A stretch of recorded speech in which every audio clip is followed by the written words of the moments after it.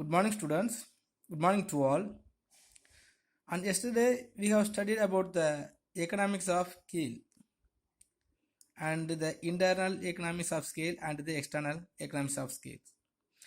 And you got the same concept as your study portions. So today also just we will remind the 5 minutes about the economics of scale and we will go to the next concept. The scale of production. The scale of production refers to the ratio of factor of productions. So in which ratio we have to assigning the factor of productions and in which level we can produce the commodities. This ratio can change because of availability of the factors. So the amount of or the scale of production will always be changed because of the availability of factors. If there is no more factor of production to produce any of the commodities, so the producers cannot able to producing more commodities. So the scale of production is an important factor affecting the cost of productions. So always the producers want to produce all the commodities with a low cost of productions. But the low cost of production always depending upon the availability of factors of productions. If there is more factors of production is available, the cost of productions may be very low. If there is no availability of the factor of production, the cost of productions will be increased. So every producer wishes to reduce the cost of productions. Hence, he uses an advantages of economy scale. So whichever way the producers want to gathering the advantages of the economies from their productions unit, he will want to get. But here the two type of the economies will be getting in the production unit, the internal economies of scale and the external economies of scale. So first already we have studied that term internal economies of scale refers to the advantages enjoyed by the production unit, which causes the reduction in the cost of production of the commodity. When we are producing the commodities, so what are the ways are there to reducing the cost of productions, and because of that in however way we will get the advantages is called economies. So here the 5 type of the internal economies are there. So internal economies means so the types of advantages we will earning from the premises of the production unit is called the internal economies of scale. The external economies of scale means so the advantages is earned by the outside of the premises of the production unit. So in these boundaries of the production unit, what are the internal economies of scales are there mean? First one is technical economies. So when the size of the firm is large, the large amount of capital can be used. So when we are producing any of the commodities, we must use the more capitals. And if the producer has the more capital, on the basis of the more capital, he can use some of the technical. So there is a possibility to introduce up-to-date technologies. This is improves the productivity of the firm. So by using the new arrival of the technical in this production unit, we can produce without taking more effort and any troubles. So by using the technical or any of the machineries, it will produce more commodities, so equal to the more labors. So by using the technical, so the producers will get the advantages. That is called technical economies. On the basis of using the technical, if you are getting the advantages, that is called technical economies. Next, financial economies. So the big firms can float shares in the market for capital expansions, while small firms cannot easily float the shares in the market. So as we have studied in the commerce, so more large scale industries can able to produce the or use the shares. So when we are comparing to the small scale business unit, the large scale business unit only will have the power and able and rights to issuing their shares. So after constructing and continuing their business activities, if they are using the shares, so they can get more advantages. That is the more financial abilities or more income of finance. So that is called financial economies. Because of issuing the shares, so one of the business unit or one of the business organizations are earning the more finance. It is called the financial economies. Next, managerial economies. So large scale production facilitate the specialization and delegations. So in this large scale production unit only have more power and the chance to adapting the specialized skilled persons. So when any of the persons are doing like that, so on the basis of improved the managerial, so we will get some of the advantages. That is called the managerial economies. Next, labor economies. So the large scale production implies greater and minute division of labor. The division of labor means so some of the particular task is going to assign to the particular peoples, those who has more knowledge and specialized skill in that particular line. So when we are adapting the division of labor, the productivity of every labor will be increased and the amount of productions also will be increased. So by using the labors and the division of labor, one of the production unit is getting more profit, that is called labor economies. Next, marketing economies. So in the context of large scale production, the producers can both buy raw materials in bulk at cheaper cost and can take the produce to distant market.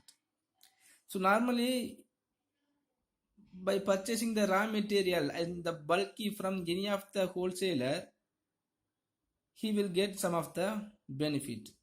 So when they are purchasing the more raw materials in the very cheap labor, very cheap price, he can produce more commodities and because of that he can get more market facilities. So throughout the world or throughout the regional or throughout the state, so the one of the producers can able to get the new market and the existing market also will be extended. So they enjoy huge bargaining power. So because of the marketing power, if they are getting the advantages, that is called marketing economies. Next, economies of survival. So the product diversification is possible when there is large scale productions. So the large scale productions only as the product diversifications. So the product diversifications means so when we are producing any of the commodities and it has reduced their demand, so the production unit can able to focus on the production of other commodities and on which product it has get the loss, that the same ratio of loss will be earned in the production of other commodity which has high demanded. So not only that, when they are doing like so only it can able to survive in the business world. So when we are able to surviving in the business world by the possibilities of that product diversifications, they can get some of the advantages. So this is called economies of survival. By continuance of the survival of the business world, the large scale production unit will get the advantages. That is called economies of survival. Okay student, then next today we will study about some of the external economies of scale.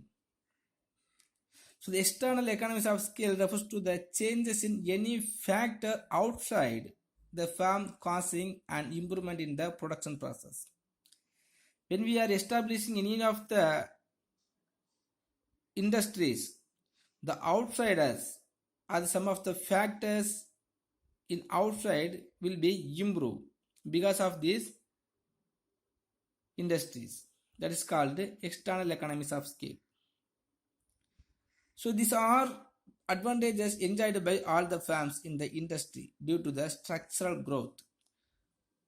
So around the business organizations, so many of the structural will be changed depending upon the industries.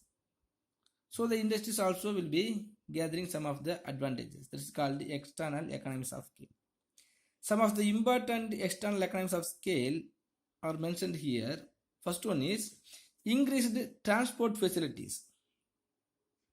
How the production unit will be increasing the transport facilities mean? For example, one of the nuclear power project was there in nearby the Kudangulam, right? So once upon a time there was no transport facilities, but after established the nuclear power project in Kudangulam, so the transport facilities was increased, and some of the government also will be and some of the advantages. And suppose if the products, if the business organizations also can adapted or can provided the transport facilities for their labors and some of the members also.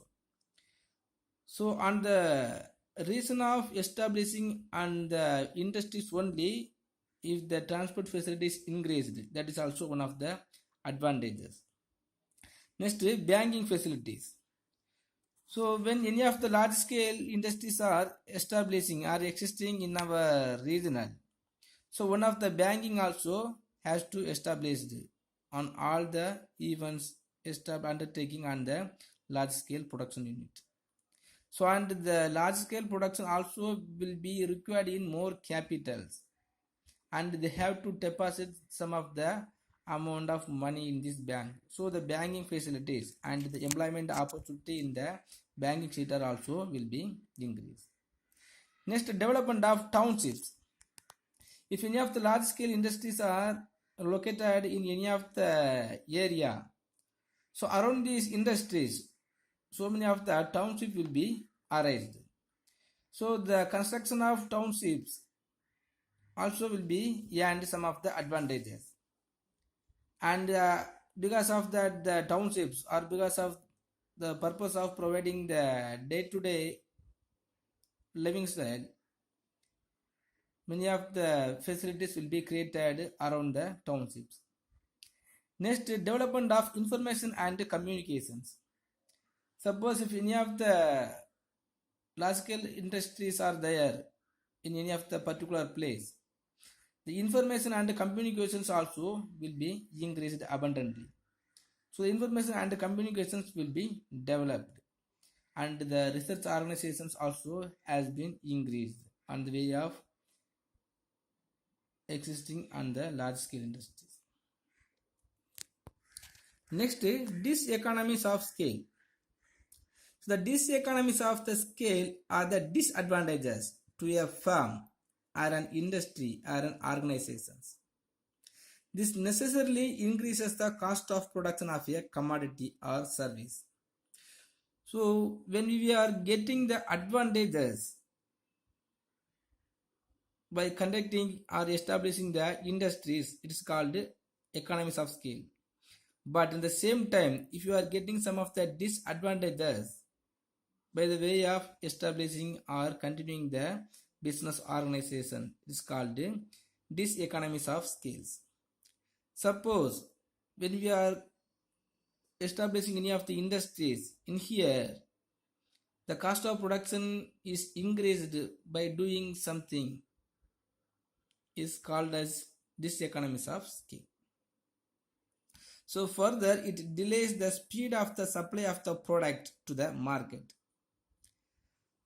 Suppose if the cost of production is increased, or some of the disadvantages only is arised within the premises of the business organizations, so the supply of the product will be less or reduced, or it will be affected.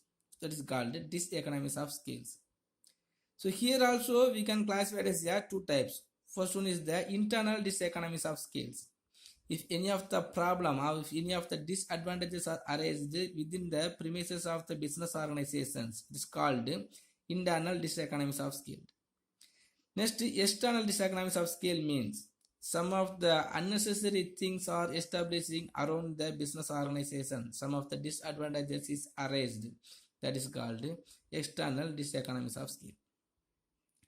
So internal diseconomies of scale mean when the scale of production increases beyond optimum limit, its efficiency may come down.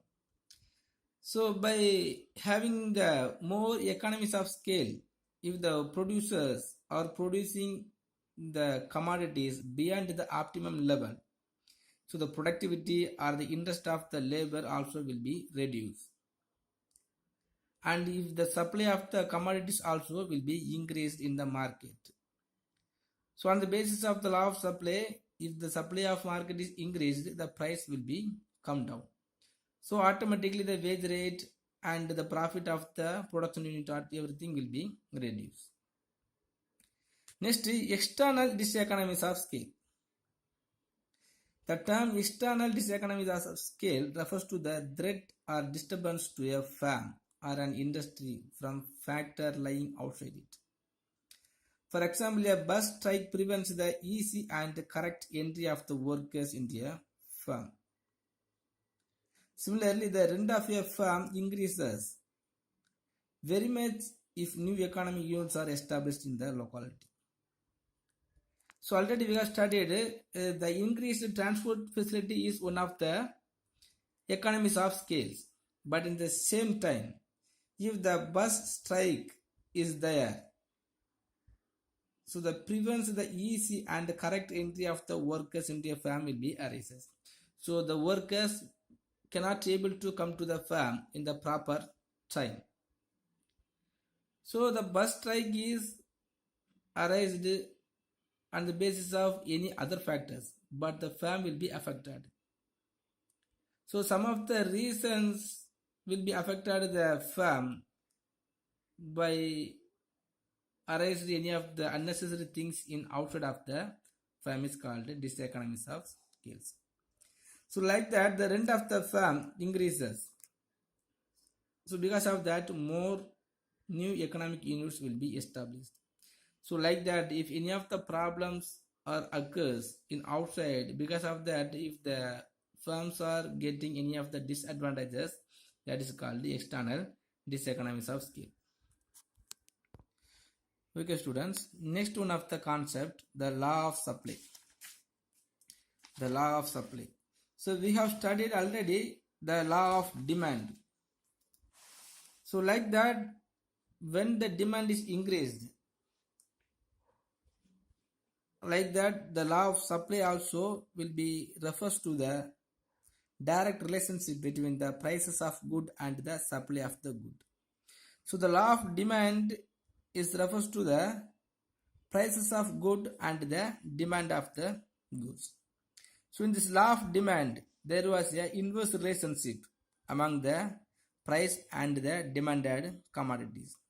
But in the law of supply, there is direct relationship between the price and the commodity. So the law of supply is associated with the production analysis. It explains the positive relationship between the price of a commodity and the supply of that commodity. For example, if the price of commodity increase, the supply of the commodities also will be increased. Because so the law of supply always associated with the supply side or maybe the production side. So wherever the price of that commodity is increased, so the producers only have to take the effort to increasing the supply. But if you are increasing the supply, he will earning more profit. So whenever the price of the commodity is increased, so the producers will taking more effort and he will try to increasing the more supply. Okay. So there is the positive relationship between the supply of the commodity and the price of that commodity. So in this law of demand, we have studied if the price of that commodity is increased, the demand for that commodities will be reduced. But here, if the price of that commodity is increased, the supply of the commodity also will be increased. Same. So law of supply describes a direct relationship between the price of a good and the supply of that good. For example, if the price of the milk, if the price of that apple is increased, so the producers also want to cultivate more apples. So because of that, the supply also will be increased. So one of the definitions are there. So other things remaining the same, if the price of a commodity increases, its quantity supplied increases. And like that, if the price of a commodity decreases, quantity supplied also will be decreased.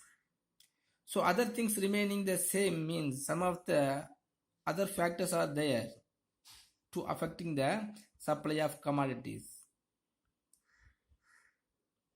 Suppose if the income and the taste and preference are increasing, the supply of commodities will be increased. Otherwise, long term, short time scenario is there. So we will study about later. So in the short time and the long time also, the supply of commodities will be changed. So other things remaining the same. If the price of a commodity only increases, its quantity supplied increases. And like that, if the price of a commodity decreases, so the quantity supplied of commodity also will be decreases. So next we have to study the supply function. How the supply of commodity is going to functioning mean. Already we have studied the other things. So what are the other things mean? The supply of commodity depends on the factors such as price of a commodity. First one. Next, prices of a labor. Normally if the prices of a labor is very low, the supply also will be increased. Next, price of capital is very low, the supply of commodity will be increased. The state of technology is increased, the supply also will be increased. The number of families increased in our nations, the supply also will be increased. So next, the prices of related goods will be decreased, the supply also will be increased. And the prediction of the future price, if the people predict in which the prices of one commodity is going to increase in futures, the supply of commodity will be increased in presence. If it is going like so we can draw the function of supply. We can draw the supply functions in mathematically. The quantity supply is equal to function of price of X goods and the price of related goods and the price of factor of production and the technology and the objectives of producers and the expected price of the consumers in futures. Okay, so these 6 factors also will be depending upon the supply functions. Next, assumptions. For explaining the law of supply, so we must accept or we must adapting some of the circumstances. So in the circumstances only we can explaining the law of supply. First, there is no change in the price of factor of productions. Okay, so before and after increasing the supply of commodities, there is no change in price of factor of production. And there is no change in price of capital goods. Capital goods means, for producing any of the commodities, we will use another one of the machineries. So that machinery is only considered as a capital goods. Okay, but there is no change in the price of capital goods also. Next, there is natural resources and their availability also remaining the same.